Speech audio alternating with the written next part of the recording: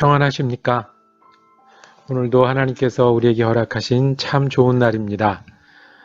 우리가 하나님의 말씀을 들을 수 있다는 것, 그리고 그 말씀대로 살아보겠다고 매일매일 다짐할 수 있다는 것은 참으로 귀한 일이고 하나님께서도 참 기뻐하실 일이라고 생각합니다. 오늘 말씀 묵상 기도하면서 시작하겠습니다. 사랑과 은혜가 많으신 아버지 하나님, 우리가 또 하나님을 간구하고 하나님의 이름을 부르며 하루를 지내게 하신 은혜 감사를 드립니다. 우리가 지내는 하루하루는 굴곡이 있어서 오르막길도 있고 내리막길도 있지만 언제나 주님 동행하시고 언제나 우리의 마음과 형편을 돌봐주신 하나님의 은혜에 감사드립니다.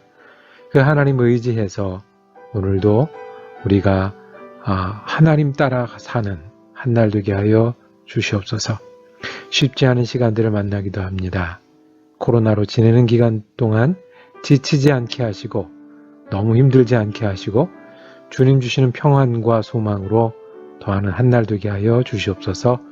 감사드리오며 우리 주 예수 그리스도 이름으로 기도드립니다. 아멘. 오늘 우리가 함께 읽으실 성경 한 장은 사무엘상 4장 말씀입니다. 그 중에서 2절에서 5절까지 말씀을 받들어 읽겠습니다. 블레셋 사람들이 이스라엘에 대하여 전열을 벌이니라. 그 둘이 싸우다가 이스라엘이 블레셋 사람들 앞에서 패하여 그들에게 전쟁에서 죽임을 당한 군사가 4,000명가량이라. 백성이 진영으로 돌아오매 이스라엘 장로들이 이르되 여호와께서 어찌하여 우리에게 오늘 블레셋 사람들 앞에 패하게 하셨는고? 여호와의 언약궤를 실로에서 우리에게로 가져다가 우리 중에 있게 하여 그것으로 우리를 우리 원수들의 손에서 구원하게 하자 하니, 이에 백성이 실로에 사람을 보내어 그룹 사이에 계신 만군의 여호와의 언약궤를 거기서 가져왔고, 엘리의 두 아들 홈리와 비느하스는 하나님의 언약궤와 함께 거기에 있었더라. 여호와의 언약궤가 진영에 들어올 때에 온 이스라엘이 큰 소리로 외치며 땅이 울린지라. 아멘. 사무엘상 4장 말씀을 우리가 묵상하실 때 제목을 요슬렘프와 언약궤, 요슬렘프와 언약궤라는 제목으로 은혜 나누기를 원합니다. 사무엘상 4장에는 블레셋과 이스라엘이 전쟁을 했습니다. 블레셋은 이스라엘과 경계를 두고 있는 이웃나라인데 이제 해양에 진출하기도 하고 강성에서 지중해 해변에서부터 이스라엘 경계까지 자리를 잡은 민족입니다. 항상 라이벌이 됩니다. 여러분 잘 아시는 다윗과 골리앗 할 때 그 골리앗이 어디 사람입니까?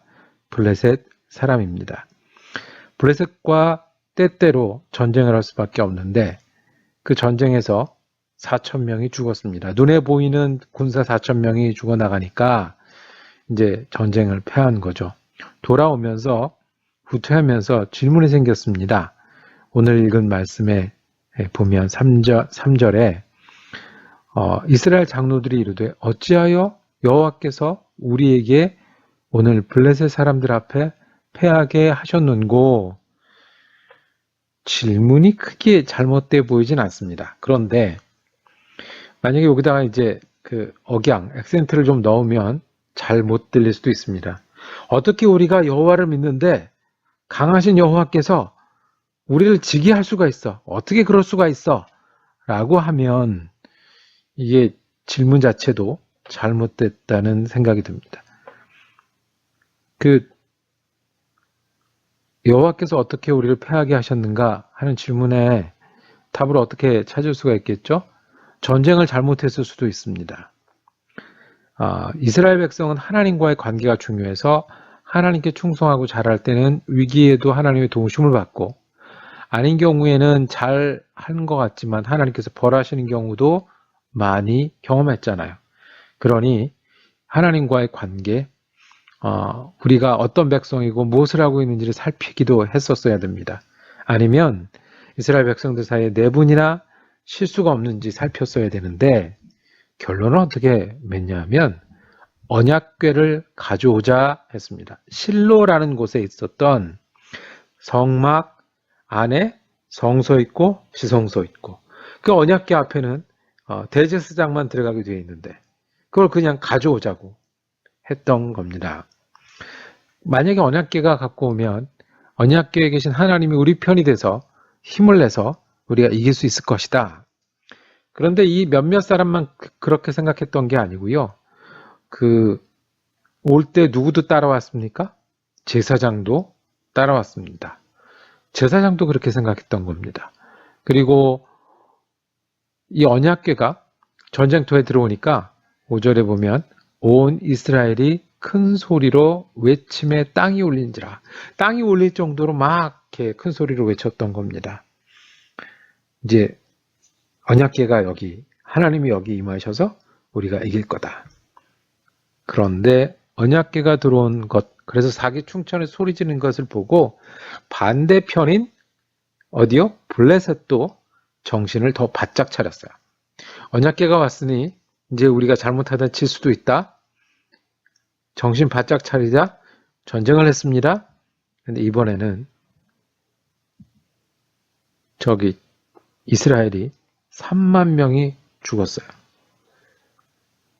4천 명이 죽어서 어떻게 이럴 수가 있습니까? 우리 언약궤를 데려왔는데 그 3만 명이 죽었어요. 이제 완전히 망한 겁니다. 거기에 따라왔던 제사장 홈니와 비느하스도 죽었어요. 그리고 그 언약궤를 전쟁에 졌으니까 빼앗겼습니다. 그리고 그 소식을 전쟁에 지고 아들도 죽고 언약궤도 빼앗다는 그 소식을 들은 엘리 제사장도 나중에 죽었습니다. 비극적인 결말이 있었던 거죠.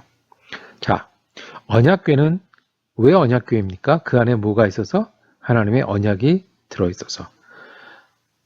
궤가 중요한 게 아니야. 궤는 상자고요. 뭐가 중요한 겁니까? 그 하나님, 언약을 주시고 궤를 만들게 하신 하나님이 중요한 거죠. 그런데 이스라엘 백성들은 어떻게 생각한 거예요? 그 알라딘의 요술램프라는 동화에 보면 요술램프가 등장합니다. 요새 만화로 와서 인기가 이렇게 더 좋아졌는데 요술램프를 문지르면 어떻게 돼요? 싹 뭐가 나타나죠. 나타나서 주인님 무슨 말씀을 하십시오. 그러면 제가 들어드리겠습니다. 그렇게 생각했던 거예요. 궤가 보였고요. 하나님은 안 보인 거예요. 궤가 아름답고 멋있고 거룩하다는 생각은 했는데 하나님이 어떤 분인지는 보지 못하는 거예요. 하나님은 요술램프가 아니에요. 내가 부탁하고 쓱쓱 문지르면 나타나셔서 그 부탁을 들어주시고 축복이 필요합니다. 그러면 쓱쓱 문지르면 나타나서 쑥쑥 하시고 내 편이 되어주세요. 전쟁합니다. 그러면 그런 분이 아니시라는 거예요. 하나님이 항상 내 편이 되고 내 부탁을 들어주고 그리고 나를 모두 용납한다라고 하면 언약궤를 나한테 가져오는 거예요. 우상숭배인 거죠. 하나님을 섬기는 게 아니라 나를 채워주는 그 무엇을 섬기는 겁니다. 학생이 시험 잘 보면 아멘하고 어려운 문제 나면 하나님 왜 그러십니까? 학생만 그렇습니까? 우리의 가족을 위해서 기도하는 내용은 옆에서 듣다 보면 요술램프를 문지른 것 같은 기도가 많이 있습니다. 그런데 하나님은요. 우리가 필요할 땐 고생하게 하세요. 출애굽할 때 많이 고생했던 것처럼 고생하게 하세요. 하나님은요. 우리가 소원을 말하면 들어주실 뿐만 아니라 하나님이 우리에게 사명을 주시고 그 사명을 감당하게 하세요. 그래서 하나님이 우리 하나님이 되시는 거예요. 그렇지 않으면 그냥 하나님이 내 편 축복받으니까 좋다고 하면 위기가 닥치고 어려움이 닥치면 실망하고 낙심하고 똑같이 두려워하는 하나님 없는 사람과 똑같이 두려워하는 겁니다. 왜요? 문질렀을 때 나타나서 도와줘야 되는데 그게 아니거든요. 하나님은 명령도 하시는 분이십니다. 하나님은 우리를 회개케도 하시는 분이십니다. 하나님은 어려움도 우리에게 겪게 하시는 분입니다. 잘 되는 것만 하나님의 길이 아니고 힘들고 어렵지만 소망이 있게 사는 것이 우리로 더 크게 하나님 일을 감당하게 하는 겁니다. 우리가 어렵고 아플 때도 하나님의 능력을 힘입는 것이 더욱더 하나님 닮아가는 사람 되게 하시는 겁니다. 그래서 언약궤는 우리가 필요한 전쟁터에 가지고 오는 게 아니라 우리가 찾아가야 되는 것입니다. 언약궤를 가지고 왔는데 망했어요. 죽고 언약궤도 뺏기고. 그래서 언약궤는 원래는 지성소 안에 있고 사람들로 하여금 정해진 절기에 찾아서 예배하게 하셨습니다. 하나님 우리 편 맞습니다. 하나님 우리를 도와주시는 분 맞습니다. 하나님 우리가 부탁하면 들어주시는 분 맞습니다. 그리고 우리가 같이 가자고 하면 같이 가시는 분 맞습니다. 그런데 그거만 보면 하나님을 그냥 내가 잡아서 이리저리 부리는 모양이에요. 하나님 우리가 찾아야 되는 분입니다. 하나님 우리가 들어야 되는 분입니다. 하나님 우리가 따라야 되는 분입니다. 하나님은 무엇을 말씀하시는지 사명을 우리가 받아야 되는 분이고 그 사명대로 살기 위해서 수고하고 헌신해야 되는 분입니다. 어린아이처럼 떼쓰고 울어서 하나님을 억지로 끌고 다니는 신앙은 아직 많이 자라야 되는 신앙입니다. 우리가 하나님께 나아가서 묻고 듣고 따르는 신앙. 이스라엘 백성은 하나님을 요술램프처럼 생각해서 망했습니다. 우리는 보이지 않는 예수님을 보이는 것처럼 예수님 앞에 나아가서 예수님께 듣고 순종하는 믿음의 소유자가 되기를 원합니다. 하나님 부르고 계십니까? 하나님 앞에 나아가고 계십니까? 나아가서 우리 부탁을 들어주시는 하나님뿐 아니라 하나님이 우리에게 무엇을 하는지 어떤 마음을 가져야 되는지 듣고 계십니까? 우리가 무엇을 할까요? 하나님 어떻게 따를까요? 그래서 억지로 하나님을 내 편 만드는 것이 아니라 우리가 하나님을 따르는 사람 어떻게 될까요? 오늘 우리가 그렇게 되기를 원합니다. 기도하겠습니다. 주님, 우리 너무 쉽게 우리만 보고 내 부탁을 들어주시는 하나님, 나한테 뭐든지 잘해주는 하나님만 찾게 됩니다. 그럼에도 우리를 사랑하시고 인도하시고 그 우리의 필요를 채우시는 하나님께 감사합니다.